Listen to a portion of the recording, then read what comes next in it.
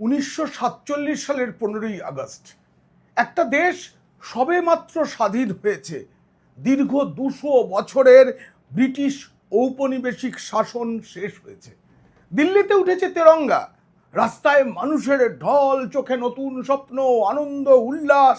কিন্তু সেই আনন্দের আড়ালেই ছিল এক ভয়ঙ্কর প্রশ্ন, সত্যি কি গোটা ভারত স্বাধীনতা পেল? না, পায়নি। তার জন্য আমাদের অপেক্ষা করতে হয়েছে আরো 14টা বছর। দেশের মধ্যেই দেশের মানুষের সঙ্গে একের পর এক যুদ্ধ হয়েছে। সর্বত্র আলোচনা বা গণতান্ত্রিক পদ্ধতি কাজে লাগেনি। এই প্রতিবেদনে জানাবো কিভাবে আজকের ভারত দেশটা গড়ে উঠল, কত রক্তপাত, কত সংগ্রামের মধ্য দিয়ে। কোনোটা মনে করাবে ভুলে যাওয়া ইতিহাস, কোনোটা তুলে আনবে অজানা সত্য। এই অজানাকে জানার প্রতিবেদন যদি ভালো লাগে অবশ্যই সাবস্ক্রাইব করবেন। পিনাক্কি বলছে 1947 সালের পরেও দেশের মধ্যে কেমন যুদ্ধ চলেছে পূর্ণ স্বাধীনতা পাওয়ার জন্য, সেটা জানতে দেখুন ও শুনুন পিনাক্কি বলছে, জার্নালিজম ফর ভারত। 14ই আগস্টের মধ্যরাত ভারত স্বাধীন হয়েছে। ইউনিয়ন জ্যাক নেমে উঠল তেরঙ্গা পতাকা। কিন্তু স্বাধীনতা প্রাপ্তির সেই আনন্দের মধ্যেই দেশের এক প্রান্তে শুরু হয়ে গেল ভয়ঙ্কর অধ্যায়। কয়েক মাসের মধ্যেই ভারতকে যুদ্ধে নামতে হয়েছিল এবং নিজের অঙ্গরাজ্য রক্ষার জন্য। নিজের অঙ্গ কেটে সদ্য জন্ম নেওয়া প্রতিবেশী রাষ্ট্র পাকিস্তানের বিরুদ্ধে ছিল সেই ভয়ঙ্কর যুদ্ধ। গল্পটা শুরু কাশ্মীর থেকে। ব্রিটিশ ভারত ভাগ হওয়ার পরে জম্মু ও কাশ্মীর তখনও একটা স্বাধীন দেশীয় রাজ্য। শাসক মহারাজা হরি সিং, তিনি তখনও ঠিক করতে পারেননি তিনি ভারতের সঙ্গে যাবেন না পাকিস্তানে চলে যাবেন নাকি স্বাধীন থাকবেন। কিন্তু 1947 অক্টোবরে স্বাধীনতা প্রাপ্তির মাত্র 3 মাসের মধ্যে পরিস্থিতি হঠাৎ বদলে গেল কাশ্মীরে। পাকিস্তানের দিক থেকে উপজাতীয় যোদ্ধাদের একটা বড় দল কাশ্মীরে ঢুকে পড়ল। শ্রীনগরের দিকে তারা দ্রুত এগোতে শুরু করলো। মহারাজা হরি সিং বুঝলেন আর সময় নেই। তিনি ভারতের কাছে সামরিক সাহায্য চাইলেন, কিন্তু ভারত সরকার বলল সাহায্য করতে আমরা তৈরি, সামরিক সহায়তা দেব, কিন্তু তার আগে কাশ্মীরকে আইনগতভাবে ভারতের সঙ্গে যুক্ত করতে হবে। 26 অক্টোবর 1947 মহারাজা ইনস্ট্রুমেন্ট অফ অ্যাকসিশনে স্বাক্ষর করলেন। পরের দিন ভারতীয় সেনা শ্রীনগরে পৌঁছতে শুরু করলো। তারপরে শুরু হলো এক ভয়ানক যুদ্ধ। হ্যাঁ, স্বাধীনতা প্রাপ্তি 1947 সালের 15ই আগস্টের মাত্র 3 মাস পরে শুরু হওয়া সেই যুদ্ধ 1 বছরেরও বেশি সময় ধরে চলেছিল। বরফে ঢাকা পাহাড়, অচেনা উপত্যকা, দুর্গম রাস্তা, একদিকে পাকিস্তান সমর্থিত বাহিনী ও উপজাতীয় যোদ্ধা, অন্যদিকে ভারতীয় সেনা। শ্রীনগর বিমানবন্দর থেকে একের পর এক কাশ্মীর উপত্যকার বিভিন্ন অঞ্চল পুনর্দখল করতে হলো ভারতীয় সেনাকে। এক কঠিন যুদ্ধের মধ্য দিয়ে এগোতে হলো। যুদ্ধ চলল 1 বছরেরও বেশি সময় ধরে। কিন্তু শেষ পর্যন্ত 1948 সালের একেবারে শেষ দিকে জাতিসংঘের উদ্যোগে যুদ্ধবিরতি, সিজ ফায়ার ঘোষিত হলো। কিন্তু ততক্ষণে কাশ্মীরের একটা বড় অংশ পাকিস্তানের নিয়ন্ত্রণে চলে গিয়েছে। জন্ম নিল পাক অধিকৃত কাশ্মীর, পাক অকুপায়েড কাশ্মীর, যে কাঁটা আজও ভারতের গায়ে বেঁধে। একটা সদ্য স্বাধীন হওয়া দেশ প্রথম 1 বছরেই বুঝে গেল স্বাধীনতা মানেই স্বস্তি নয়, শান্তি নয়। দেশের সীমান্ত এখনো অনিরাপদ, দেশের মানচিত্র এখনো অসম্পূর্ণ, আর কাশ্মীরের প্রশ্ন তো আজও শেষ হয়নি। আর সেই যে যুদ্ধ, তারপরেই সামনে এলো আরও একটা বড় প্রশ্ন, ভারতের ভিতরে যে দেশীয় রাজ্যগুলো তখনও স্বাধীন এবং অনিশ্চিত অবস্থায় রয়েছে সেগুলির কি হবে। সেখান থেকেই শুরু হলো জুনাগড়ের গল্প। সেই গল্প আমরা শুনব। আসলে দেশ স্বাধীন হলেও ভারতের মানচিত্র পুরোপুরি তৈরি হতে অনেক সময় লেগেছে। পূর্ণ স্বাধীনতা পেতে 1961 সাল পর্যন্ত অপেক্ষা করতে হয়েছে। শত শত দেশীয় রাজ্য তখনও, কোথাও রাজা, কোথাও নবাব, কোথাও নিজস্ব সেনা, কোথাও আবার বিদেশি শাসনের শেষ চিহ্ন তখনও পর্যন্ত রয়ে গেছে। আর পরের কয়েক দশকে এমন কিছু ঘটনা ঘটল যখন ভারতের মানুষকে নিজের দেশের ভিতরেই বন্দুকের শব্দ শুনতে হয়েছে, সেনার বুটের শব্দ শুনতে হয়েছে। কখনো কোনো রাজ্যকে ভারতীয় ইউনিয়নে যুক্ত করার জন্য সেনা নামলো, কখনো বিদেশি শাসন উৎখাত করতে যুদ্ধ হলো। আসলে এই কাহিনী সেই ভারতবর্ষের একটা ম্যাপ হয়ে ওঠার লড়াই।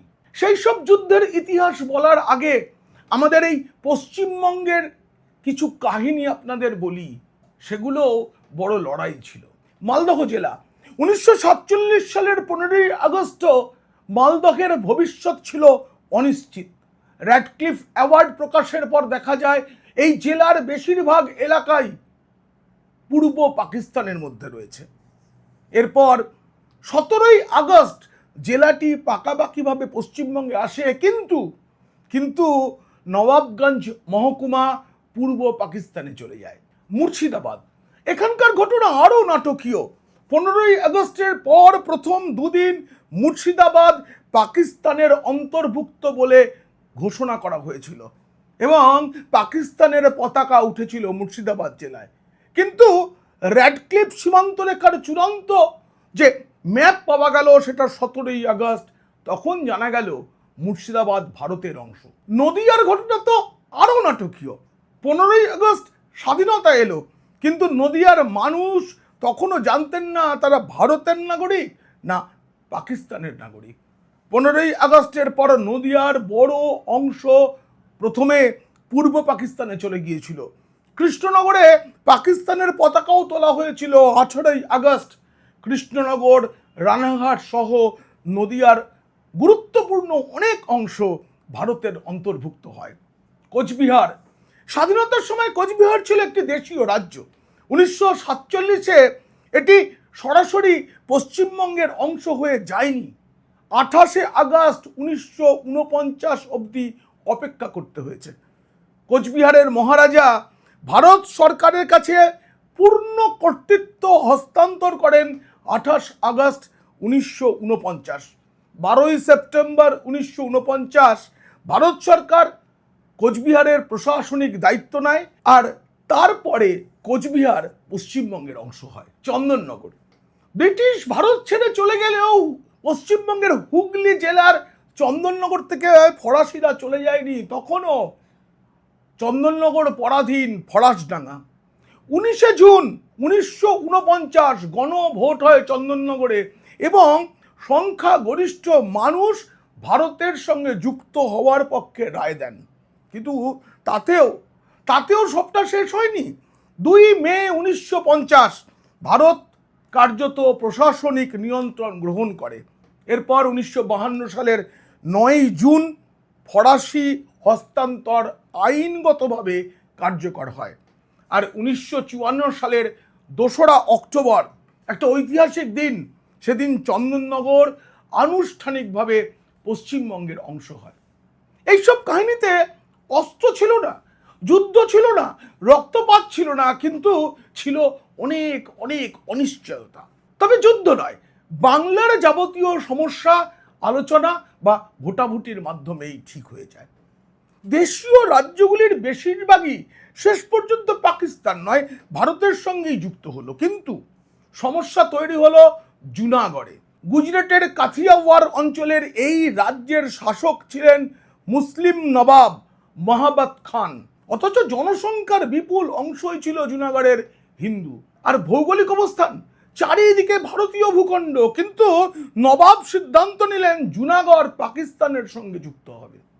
পাকিস্তানও সেই সিদ্ধান্ত নিয়ে নিল, কিন্তু প্রশ্ন উঠল, ভারতের বুকের মধ্যে এমন একটা রাজ্য কিভাবে পাকিস্তানের হতে পারে, কিভাবে তাহলে প্রশাসন চলবে? ওদিকে আবার জুনাগড়ের অধীনে কয়েকটা ছোট ছোট অঞ্চলে সেখানকার যে বাসিন্দা তারা ভারতের সঙ্গে যুক্ত হতে চাইল। রাজ্যের ভিতরেও তখন বিপুল অসন্তোষ, শুরু হলো নবাবের বিরুদ্ধে বিদ্রোহ, অর্থনীতি ভেঙে পড়তে লাগলো, প্রশাসন দুর্বল হতে লাগলো। তারপর একটা সময় নবাব পাকিস্তানে চলে গেলেন ভারত সরকারকে প্রশাসন সামলানোর অনুরোধ করে, কারণ তার পক্ষে আর সামলানো সম্ভব হচ্ছিল না। 9 নভেম্বর 1947 ভারত সরকার জুনাগড়ের প্রশাসনিক দায়িত্ব নেয়। কিন্তু একটা প্রশ্ন তখনও বাকি, জুনাগড়ের মানুষ নিজেরা কি চায়? ভারত সিদ্ধান্ত নিল জনমত নেওয়া হোক। 1948 সালের ফেব্রুয়ারি মাসে গণভোট হয় জুনাগড়ে। ফলাফল ভারতের পক্ষে বিপুল সমর্থন। জুনাগড়ের গল্পটা আসলে শুধু সেনা পাঠিয়ে দখল নয়, বরং ছিল রাজা কি চান আর প্রজারা কি চান তার সংঘাত। রাজা গেলেন পাকিস্তানে, প্রজারা রইলেন ভারতে। স্বাধীন ভারতের প্রথম থেকেই ভারত বুঝে গিয়েছিল দেশের মানচিত্র আঁকার জন্য শুধু সাদা কাগজ আর কলম হলেই হয় না, এর সঙ্গে জড়িয়ে আছে রাজনীতি, জনমত, ধর্ম, ভূগোল এবং ক্ষমতা। কিন্তু জুনাগড়ের পর আরো বড় ঝড় অপেক্ষা করছিল।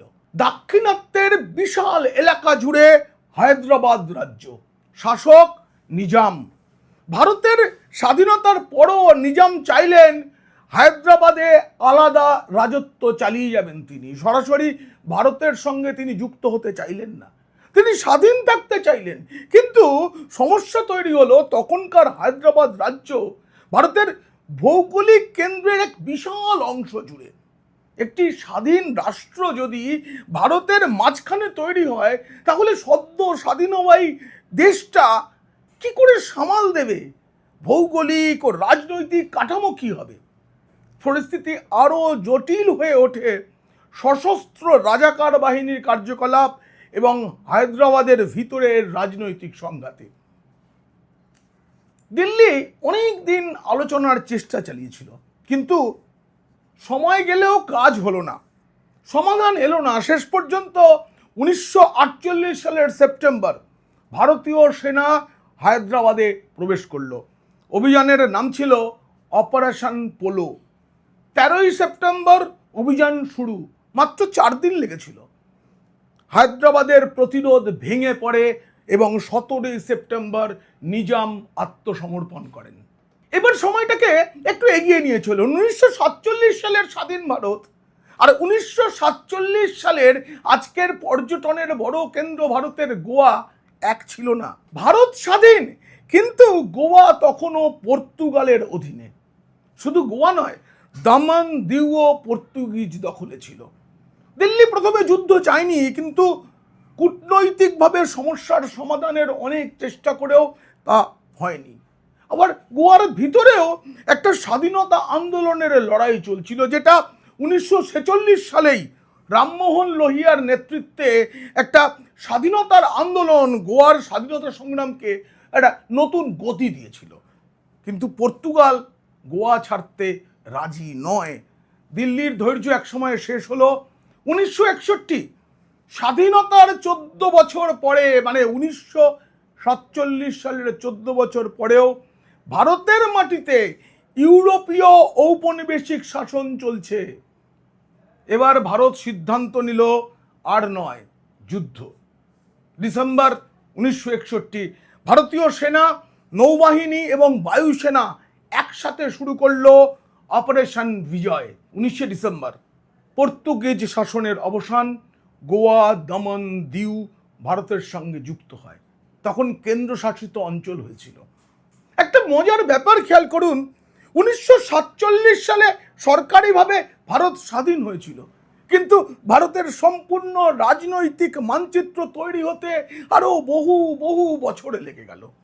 বাংলার চন্দননগর বা জুনাগড়ে গণভোট, হায়দ্রাবাদে সামরিক অভিযান, গোয়ায় বিদেশি ঔপনিবেশিক শাসনের বিরুদ্ধে সামরিক অভিযান। 3টে আলাদা পথ, কিন্তু তিনটে পথেরই লক্ষ্য ছিল একটাই, ভারতের রাজনৈতিক ভূখণ্ডকে সম্পূর্ণ করা।